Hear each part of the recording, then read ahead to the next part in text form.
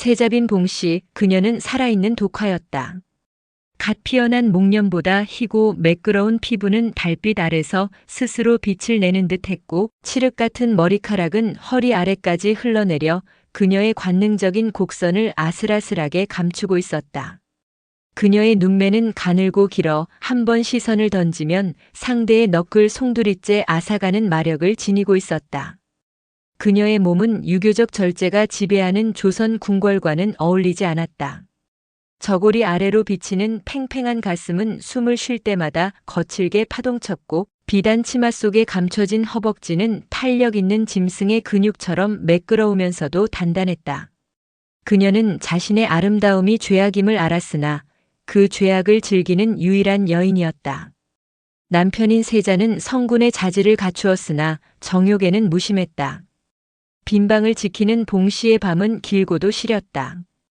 그녀는 자신의 뜨거운 피를 식히기 위해 독주를 마셨고 때로는 궁녀들의 몸을 빌려 갈증을 해소하려 했다. 소쌍아, 이리 오너라. 너의 손길이 아니면 내 이 열병을 어찌할 수 없구나. 소쌍은 사내보다 기골이 장대하고 손끝이 여물었다. 봉씨는 소쌍을 침소로 불러들여 문을 걸어 잠갔다. 촛불이 일렁이며 두 여인의 그림자가 벽면을 가득 채웠다. 봉씨는 소쌍의 앞에서 서서히 옷을 벗어 던졌다. 하얀 속적삼이 바닥으로 떨어지자 대리석처럼 매끄러운 봉씨의 나신이 드러났다. 소쌍의 거친 손이 봉씨의 어깨를 타고 내려가 풍만한 가슴을 움켜쥐었다. 봉씨는 신음조차 내지 못한 채 고개를 뒤로 젖혔다. 소쌍의 입술이 봉씨의 목덜미와 쇄골을 탐닉할 때마다 봉씨의 피부 위에는 좁쌀 같은 소름이 돋아나며 전율이 일었다. 애무가 깊어질수록 봉씨의 신체는 기이한 변화를 겪었다. 그녀의 은밀한 곳은 마치 뜨거운 용암을 머금은 화산처럼 달아올랐다. 해면체 구조로 이루어진 그곳은 혈액이 집중되며 팽팽하게 부풀어 올랐고 부드러운 점막은 이미 넘쳐 흐르는 애액으로 흠뻑 젖어들었다. 소쌍의 손가락이 그 비좁고 뜨거운 틈을 파고들 때마다 봉씨는 전신을 뒤틀며 쾌락의 구렁텅이로 빠져들었다. 봉씨는 눈을 감았다. 그녀의 머릿속에서는 소쌍이 아닌 자신을 무참히 짓밟아줄 거대한 사내의 환영이 나타났다. 그 환영 속의 사내는 짐승처럼 거대하고 위협적인 존재감을 세우고 그녀를 노려보고 있었다. 그녀는 상상 속에서 그 거대한 존재를 자신의 안으로 깊숙이 받아들였다. 찢어질 듯한 압박감과 함께 찾아오는 극도의 쾌락. 그녀의 내벽은 그 거대한 가상의 존재를 놓치지 않으려는 듯 미친 듯이 수축과 이완을 반복했다. 그것은 마치 살아있는 생명체가 먹잇감을 조이는 것과 같은 강렬한 질감이었다. 더 깊이 찔러다오. 내 영혼까지 꿰뚫어 보란 말이다. 절정은 섬광처럼 찾아왔다. 봉씨의 몸은 활처럼 팽팽하게 휘어졌고 발가락 끝까지 모든 근육이 경직되었다. 하복부 깊은 곳에서부터 시작된 강한 경련은 봇물 터지듯 터져나오는 분비물과 함께 온몸을 휩쓸었다. 그것은 단순한 쾌락이 아니라 자신의 삶을 파괴하고 싶어하는 파괴적인 분출이었다. 방 안에는 비릿한 욕정의 냄새와 거친 숨소리만이 감돌았다. 봉씨는 땀에 젖어 흐트러진 머리카락 사이로 몽롱한 눈빛을 흘렸다. 사정 후의 허탈함은 다시금 그녀를 고독의 심연으로 몰아넣었지만 그녀는 이미 이 금지된 탐닉 없이는 단 한순간도 살 수 없는 몸이 되어버렸다. 자선당의 깊은 밤, 봉씨와 소쌍이 빚어낸 거친 숨소리와 비릿한 애욕의 향기는 겹겹이 쌓인 문창살을 뚫고 어둠 속으로 스며들었다. 그곳에는 그림자처럼 숨어든 사내, 대사원의 신복인 박휘가 있었다. 그는 봉씨의 절규에 가까운 신음과 소쌍의 낮은 목소리를 하나도 놓치지 않고 가슴속에 새겼다. 박휘는 전율했다. 고결한 척하던 왕실의 며느리가 궁녀와 몸을 섞으며 사내의 성기를 갈구하는 망상을 내뱉다니. 이것은 단순히 풍기문란을 넘어 왕실을 통째로 무너뜨릴 수 있는 치명적인 독약이었다. 박휘가 이 사실을 고하니는 그의 주군이자 과거 소헌왕 후세종의 비에게 연정을 품었다가 가문이 몰락할 뻔했던 노예한 정객 이득성이었다. 이득성은 봉씨의 추문을 듣자마자 기괴한 미소를 지었다. 왕비가 내 충성을 저버리고 가문을 멸하려 했지. 이제 그 며느리의 살냄새로 왕비의 숨통을 조여주마. 이득성은 봉씨의 동성애 사실을 바로 폭로하지 않았다. 그는 대신 봉씨의 거처에 남근 형상의 기물과 음란한 서화를 몰래 심어두어 그녀를 요부로 몰아세울 덫을 놓았다. 동시에 그는 봉씨에게 접근하여 감미로운 제안을 건넨다. 어느 날 밤 봉씨의 침소에 이득성의 서신이 전달된다. 서신에는 그녀가 솥상과 나누었던 적나라한 행위들이 낱낱이 기록되어 있었다. 공포에 질린 봉씨 앞에 이득성이 나타난다. 빈궁 마마 전하세자의 무관심이 마마를 이토록 망가뜨렸군요. 솥상의 손가락으로는 채워지지 않는 그 갈증. 제가 진짜 사내를 붙여드리면 어찌하시겠습니까? 이득성은 자신의 조카이자 장대한 기고를 가진 호위무사를 봉씨의 침소로 들여보낸다. 이것은 위로가 아니었다. 왕실의 씨를 더럽히고 결국엔 세종의 권위를 바닥으로 추락시키려는 인륜 저버린 기획이었다. 이제 자선당은 매일 밤 기괴한 정사의 장소로 변모한다. 솥상은 질투에 눈이 멀어 호위무사를 죽이려 하고 봉씨는 처음 느껴보는 사내의 거대한 힘에 중독되어 미쳐간다. 한편 학문에만 전념하던 세자는 우연히 자선당을 찾았다가 문틈으로 자신의 아내와 호위무사 그리고 궁녀가 뒤엉킨 아비규환의 현장을 목격하게 된다. 하지만 세자는 분노하기보다 자신의 무능함과 왕실의 위선에 구역질을 느끼며 서서히 미쳐가기 시작한다. 평소 인자하기로 소문난 세종의 눈에 서슬 퍼런 살기가 서렸다. 자선당에서 벌어진 기괴한 삼각정사가 발각된 다음 날 궁궐들에는 무거운 침묵이 내려앉았다.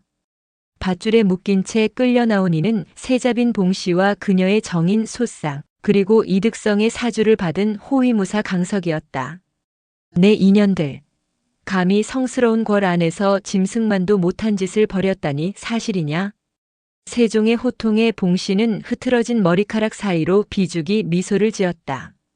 그녀의 옷차림은 이미 갈갈이 찢겨 희고 풍만한 어깨가 고스란히 드러나 있었으나 그녀는 수치심 대신 오기를 택했다.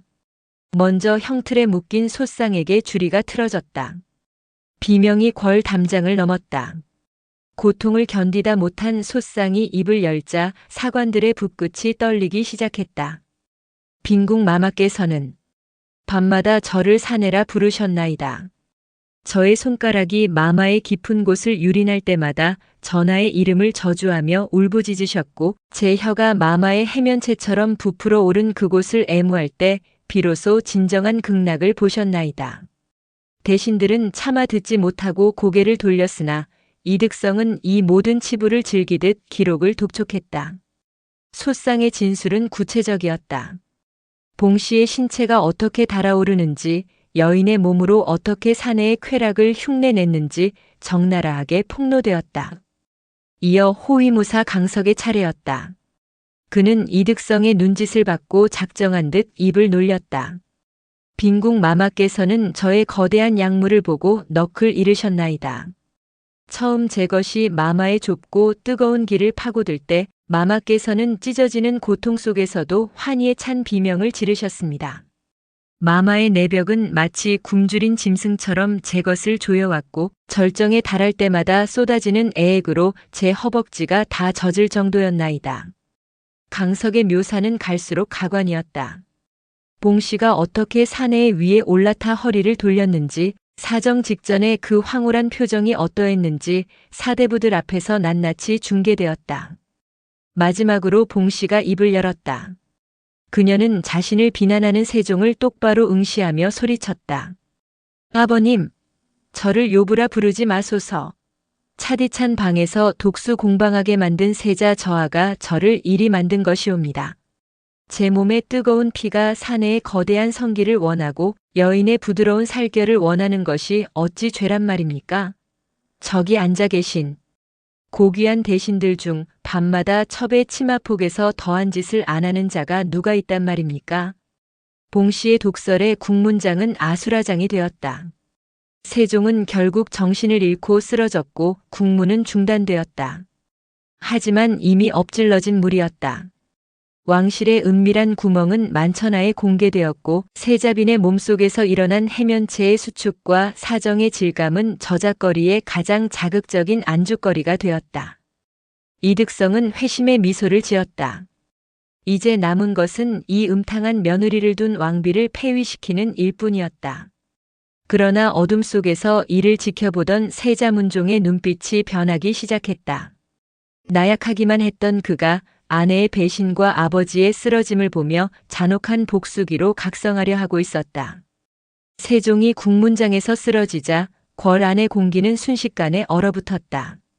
모두가 세종의 안위를 걱정할 때 단 한 사람 소원왕후만은 흔들리지 않았다. 그녀는 자신의 며느리가 벌인 음행보다 이 추잡한 사실을 저작거리의 가십처럼 흘려 왕실의 권위를 바닥으로 내팽개친 배후 이득성의 존재에 집중했다. 내 가문을 멸하려 했던 뱀의 혀가 이제 내 아들의 앞날까지 막으려 드는구나. 소헌왕후는 평소의 온화한 미소를 지우고 가문 대대로 내려온 비밀 결사 흑영을 소집했다. 그녀는 남편인 세종이 깨어나 유교적 절차를 따지기 전에 직접 이 피의 잔치를 끝내기로 결심했다. 그날 밤 유배를 기다리던 소쌍과 호위무사 강석이 갇힌 옥사에 검은 그림자들이 들이닥쳤다. 비명조차 허락되지 않았다. 소헌왕후는 직접 옥사를 찾아가 공포에 질린 그들의 눈을 똑바로 응시했다. 너희의 천한 몸뚱이가 감히 왕실의 존엄을 비웃었으니 그 대가는 오직 사지가 찢기는 고통뿐이다.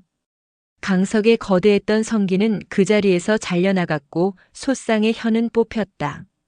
소헌왕후는 그들의 잘린 신체 부위를 함에 담아 승전보를 기다리던 이득성의 집무실로 보냈다. 함을 열어본 이득성이 비명을 지르기도 전 이미 그의 집 주변은 내금이 군사들로 포위되어 있었다. 소헌왕후는 이득성에게 영모의 죄명을 씌웠다. 며느리의 음행을 방조하고 이를 이용해 왕을 시해하려 했다는 조작된 증거들이 쏟아졌다. 시니어 시청자들이 가장 통쾌해야 할 인과응보의 순간이었다. 이득성의 아들들은 참수되었고 부녀자들은 노비로 전락했다.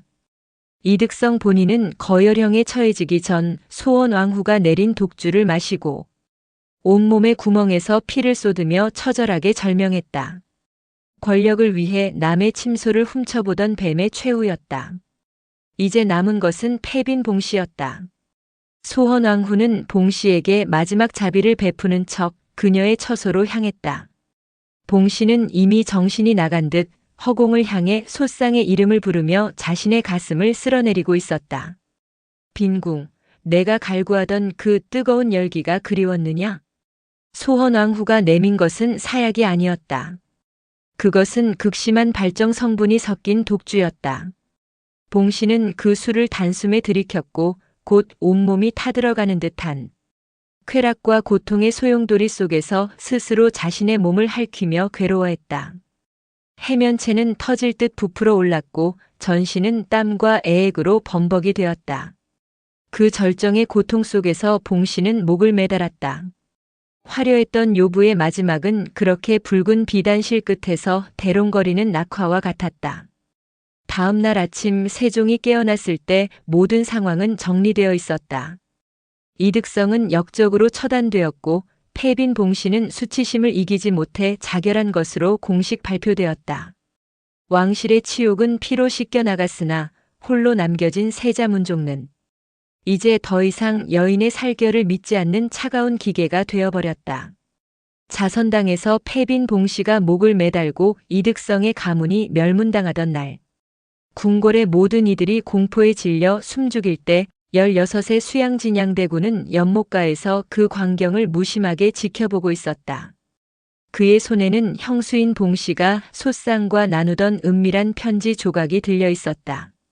사실 봉 씨의 음행이 대사원 박휘와 이득성의 귀에 들어간 것은 우연이 아니었다. 봉 씨의 침소 주변을 감시하던 상궁들을 매수하고 소상의 마음을 흔들어 봉 씨의 도발적인 애무를 궐 밖으로 소문나게 만든 진짜 설계자는 바로 어린 수양이었다. 수양은 자선당의 문틈으로 형세자의 아내의 배신을 목격하고 무너지는 장면을 똑똑히 보았다. 세자가 방 안에서 들려오는 봉 씨의 교성과 거친 숨소리에 귀를 막고 흐느낄 때 수양은 차가운 미소를 지었다. 형님, 고작 여인네의 살 섞는 소리에 무너지는 이 나약한 심장으로 어찌 이 나라의 왕이 되려 하십니까? 수양은 세자의 나약함을 증명하기 위해 일부러 봉 씨의 방에 남성용 기물과 음란한 서화를 배치하도록 하급 내시들을 조종했다. 그는 단순히 치정을 즐긴 것이 아니라 왕실의 권위를 바닥으로 추락시켜 강한 왕의 필요성을 대신들에게 각인시키려 한 것이다. 소헌왕후가 이득성의 가문을 피로 숙청할 때 그 뒤에서 실질적인 역모의 증거를 조작해 갖다 바친 것 또한 수양이었다. 그는 어머니의 손을 빌려 자신의 정적이었던 이득성을 제거하는 치밀함을 보였다. 숙청이 끝난 밤 소헌왕후는 피냄새가 채 가시지 않은 손으로 수양의 얼굴을 어루만졌다. 수양아, 내가 아니었으면 이 어미가 어찌 그 뱀들을 잡아냈겠느냐. 어머님, 왕실을 더럽히는 자들은 그게 누구든 뿌리째 뽑아야 하는 법입니다. 그것이 설령 형수라 할지라도 말입니다. 그의 목소리에는 일말의 죄책감도 없었다. 그는 이미 형수를 죽음으로 몰아넣고 형의 정신을 파괴한 괴물이 되어가고 있었다. 수양은 봉 씨의 죽음 이후 세자의 새로운 후궁들을 선발하는 과정에도 개입한다. 그는 세자의 길을 꺾어 놓을 수 있는 여인들, 혹은 자신의 첩자로 활동할 여인들을 궁으로 들여보내며 세자를 서서히 고립시킨다. 자선당의 붉은 꽃은 졌지만 그 걸음을 먹고 자란 것은 수양이라는 거대한 독버섯이었다. 그는 이제 병약한 형과 어린 조카를 넘어 오직 피로 물든 왕자만을 바라보기 시작했다. 세자빈 봉 씨의 처참한 죽음 이후 세자는 여인을 멀리하며 서재에 틀어박혔다. 궐 안의 여인들은 왕의 총애를 잃을까 전전긍긍했고 그중 가장 야심만만했던 후궁 권 씨는 세자의 냉대에 절망하고 있었다. 그녀는 봉 씨 못지않은 미색을 가졌으나 권력에 대한 굶주림은 그보다 훨씬 컸다. 수양은 이 틈을 놓치지 않았다. 그는 세자가 잠든 깊은 밤 후궁들이 머무는 연화당의 뒷길을 넘었다. 형의 여자를 탐하는 것은 단순한 정욕이 아니었다. 그것은 형의 안방까지 자신이 지배하고 있다는 정복감이자 훗날을 위한 정보의 통로를 만드는 작업이었다. 수양은 권 씨의 처소로 침입해 그녀의 뒤에서 서늘한 칼날 같은 손길로 그녀의 목덜미를 휘어잡았다. 빈궁봉 씨 어찌 죽었는지 보았느냐? 형님은 너를 지켜주지 못한다. 하지만 나는 너에게 이 궐의 주인이 되는 법을 가르쳐 줄 수 있지. 수양의 낮고 거친 목소리에 권 씨는 전율했다. 수양은 세자와 달리 거칠고 야성적이었다. 그는 권 씨의 비단 저고리를 단숨에 찢어발기며 그녀의 하얀 가슴을 움켜쥐었다. 세자의 손길이 항문하는 선비의 붓끝 같았다면 수양의 손길은 먹잇감을 찢는 사자의 발톱이었다. 수양은 권 씨를 거칠게 눕히고 그녀의 은밀한 곳을 탐닉하기 시작했다. 권 씨는 처음 느껴보는 강렬한 압박감과 거친 숨소리에 정신을 잃을 지경이었다. 수양의 혀가 그녀의 민감한 곳을 유린할 때마다 권 씨는 세자의 얼굴을 떠올리며 죄책감과 쾌락이 뒤섞인 기괴한 신음을 내뱉었다. 수양은 그녀의 해면체가 터질 듯 달아오르는 것을 즐기며 자신의 장대한 상징을 그녀의 깊숙한 곳으로 밀어넣었다. 느껴지느냐? 이것이 진짜 권력의 무게다. 형님의 나약한 그것과는 다르지 않느냐? 권 씨는 수양의 거친 추섭질에 몸을 떨며 그의 등에 손톱 자국을 남겼다. 그녀는 이제 세자의 후궁이 아니라 수양의 충실한 개이자 정인이 되어버렸다. 절정의 달에 사정하는 순간 수양은 그녀의 귓가에 속삭였다. 형님이 오늘 밤 누구와 밀담을 나누었는지 하나도 빠짐없이 내게 고하라. 이제 권 씨는 세자의 침소에서 정보를 캐내 수양에게 바치는 치명적인 독리가 되었다. 세자가 신하들과 나누는 비밀스러운 정사, 아버지 세종의 건강 상태, 그리고 세자의 심리적 변화까지 모두 수양의 손바닥 위로 흘러들어갔다. 수양은 낮에는 충성스러운 동생의 가면을 쓰고 밤에는 형의 여자를 유린하며 왕좌를 향한 발판을 하나씩 다져나갔다. 수양과 권씨의 미래가 이어지던 어느 날 연화당에 정적이 흘렀다. 세자의 수라를 살피던 권씨가 갑자기 구역질을 하며 쓰러진 것이다. 어이가 불려왔고 이내 궐 안은 발칵 뒤집혔다. 축하드리옵니다, 저하. 권씨 마마께서 회임을 하셨나이다. 세자는 기뻐하며 권씨의 손을 잡았다. 봉씨의 배신 이후 마음을 닫았던 그에게 찾아온 첫 아이였다. 하지만 권씨의 얼굴은 사백처럼 창백해졌다. 그녀는 계산기를 두드렸다. 세자와 합궁한 지는 석 달 전이었고 수양의 거친 숨결을 받아낸 것은 불과 보름 전이었다. 소식을 들은 수양은 대궐 한복판에서 소리 없이 웃었다. 그는 그날 밤 다시 권씨의 처소를 찾았다. 떨고 있는 권씨의 배 위에 투박한 손을 얹으며 그는 속삭였다. 내 씨가 형님의 자리를 찬탈할 준비를 마쳤구나. 그 아이는 장차 이 나라의 왕이 될 것이다. 세자가 아닌 나의 아들로서 말이다. 수양은 이 아이를 이용해 세자를 완벽히 무너뜨릴 계획을 세웠다. 만약 아이가 태어났을 때 수양을 빼닮았다면, 혹은 세자가 아이의 출생에 의문을 갖게 만든다면, 수양은 권씨에게 아이를 지키고 싶다면 세자의 일거수일투족을 더 철저히 감시하고 세자의 몸을 서서히 망가뜨릴 약재를 수라에 섞으라고 명했다. 수양은 교묘하게 세자의 귀에 의심의 씨앗을 뿌렸다. 술자리에서 넌지시 권씨가 최근 궐박 무사들과 가깝다는 소문이 있더이다라며 운을 뗀 것이다. 세자는 처음엔 부정했으나 권씨의 배가 불러올수록 불안함에 잠을 설쳤다. 권씨는 수양의 협박과 세자의 의심 사이에서 정신이 피폐해져 갔다. 그녀는 밤마다 수양의 거대한 성기가 자신을 꿰뚫고 들어와 뱃속의 태아를 헤집어 놓는 악몽에 시달렸다. 권씨는 세자가 곁에 올 때마다 소스라치게 놀랐다. 세자의 부드러운 손길은 이미 잊혔다. 그녀의 몸은 오직 수양의 거칠고 파괴적인 애무만을 기억하고 있었다. 수양이 자신의 몸 안 깊숙이 사정하며 내뱉던 그 짐승 같은 포효가 귓가에 쟁쟁했다. 그녀는 거울 속에 비친 자신의 배를 보며 울부짖었다.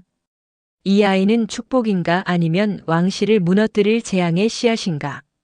달수가 차오를수록 궐 안의 긴장감은 최고조에 달했다. 수양은 이미 만약의 사태를 대비해 사가의 사병들을 매복시켰고 소헌왕후는 며느리의 회임에 기뻐하면서도 권씨의 눈에 서린 불안을 예리하게 관찰하기 시작했다. 권씨의 산통은 유독 길고 처절했다. 밖에는 천둥이 치고 굵은 빗줄기가 기와를 때리고 있었다. 세자는 문 밖에서 초조하게 서성였고 그 너머 어둠 속에는 수양대군이 팔짱을 낀 채 서늘한 미소를 머금고 있었다. 아, 죽여주시오. 차라리 나를 죽여주시오. 권씨의 비명은 단순한 산통이 아니었다. 자신의 몸 안에서 빠져나오는 것이 세자의 온화한 핏줄인지 아니면 수양의 포악한 씨앗인지에 대한 공포였다. 그녀는 마지막 힘을 쥐어짜며 아이를 밀어냈고 이내 가느다란 아기의 울음소리가 빗소리를 뚫고 울려 퍼졌다. 산실의 문이 열리고 산파가 떨리는 손으로 아이를 안고 나왔다. 세자가 떨리는 손으로 아이를 받아든 순간 등 뒤에서 수양이 성큼성큼 다가왔다. 형님, 조카의 얼굴이 궁금하옵니다. 어디 한번 보여주시지요. 세자가 아이의 포대기를 젖혔을 때 그곳에는 경악스러운 풍경이 펼쳐졌다.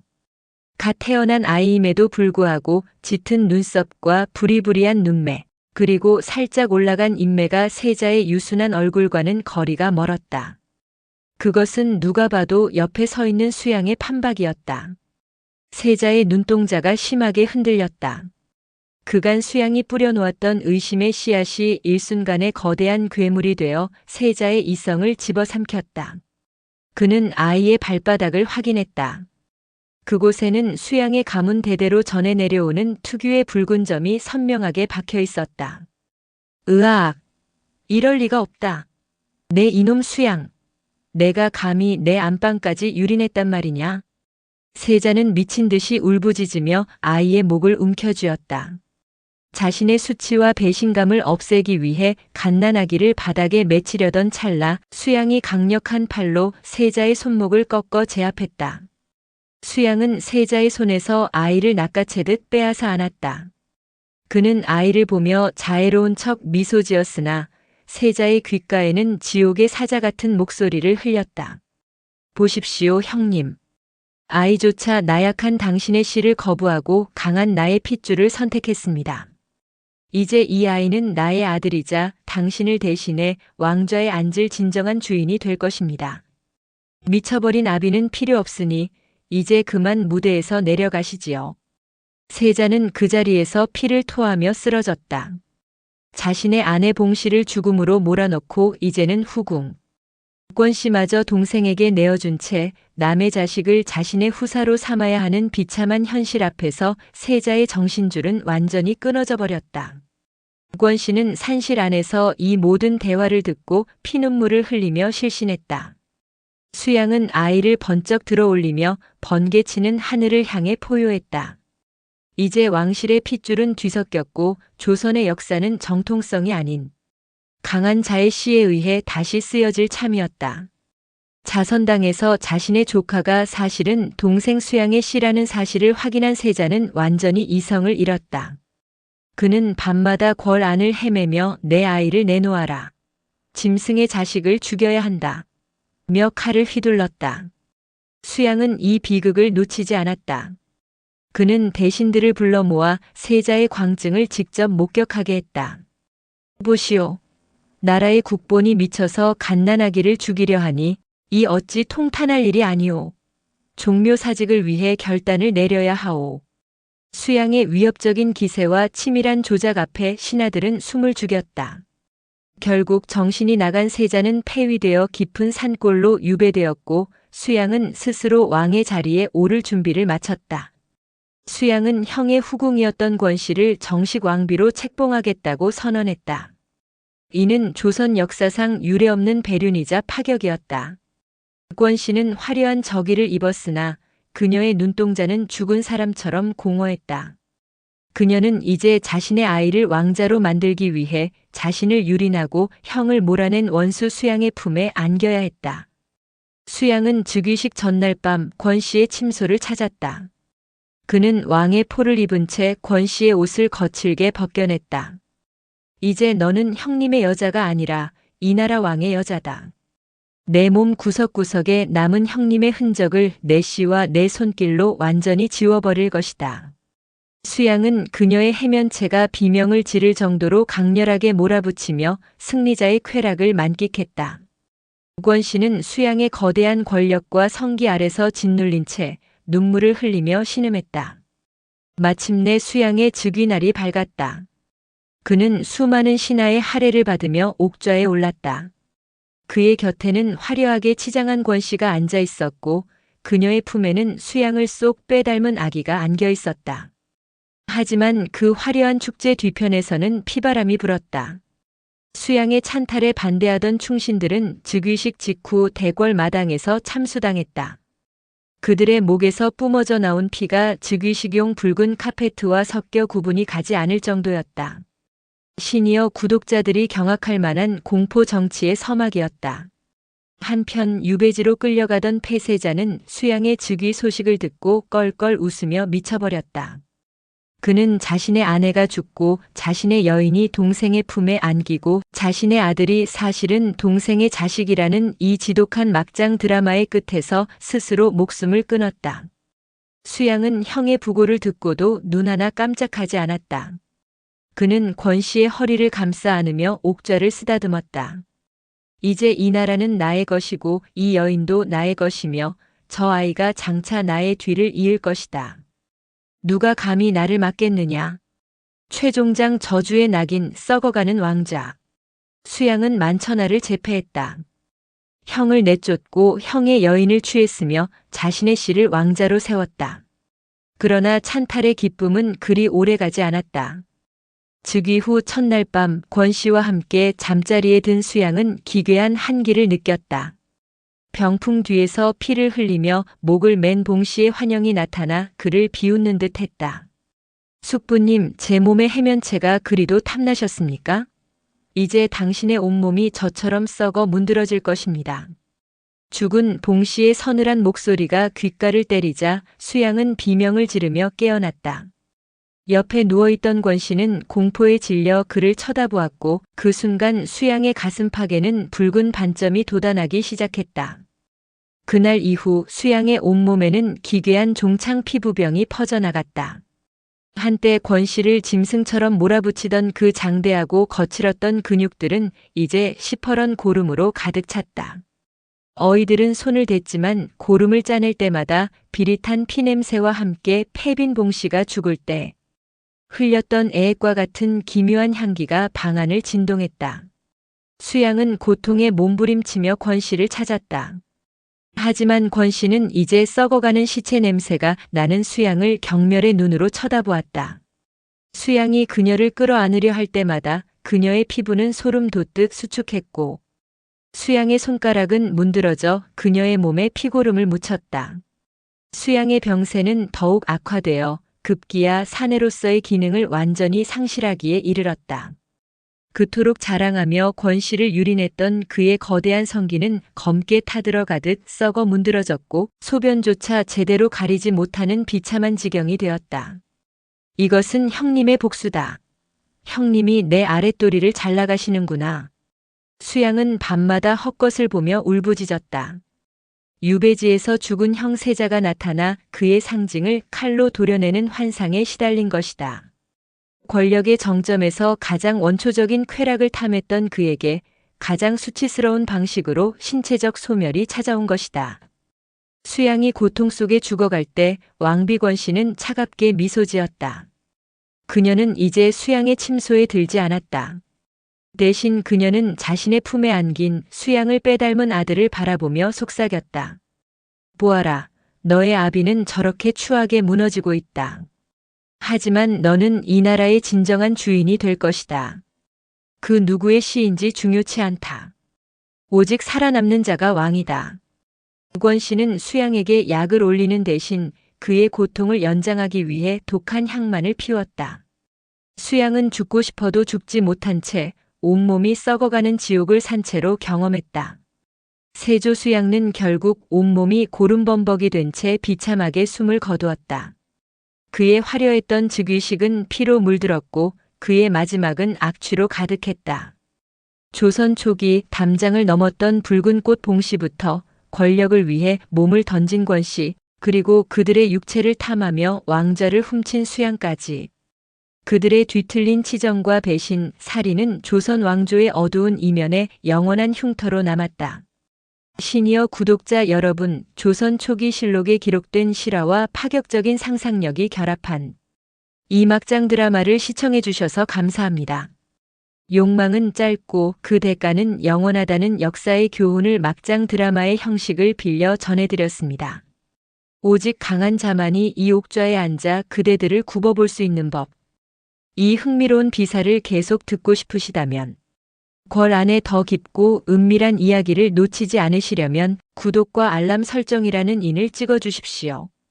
영상이 마음에 드셨다면 좋아요로 소신에게 힘을 실어주시길 간곡히 부탁드립니다. 그대들의 클릭 한 번이 이 수양의 대업에 큰 보탬이 되옵니다. 이 흥미로운 비사를 계속 듣고 싶으시다면 궐 안에 더 깊고 은밀한 이야기를 놓치지 않으시려면 구독과 알람 설정이라는 인을 찍어 주십시오. 영상이 마음에 드셨다면 좋아요로 소신에게 힘을 실어주시길 간곡히 부탁드립니다. 그대들의 클릭 한 번이 이 수양의 대업에 큰 보탬이 되옵니다. 지독한 혹한 뒤에 봄꽃이 피듯 영상 속의 비극은 영상으로만 즐기시고 현실의 그대들은 부디 평안하시길 바랍니다. 환절기에 옥체 미령하시지 않도록 늘 강건하시고 매 순간 웃음꽃이 만발하는 행복한 나날 되시기를 소신 수양이 진심으로 기원하겠나이다. 감사합니다.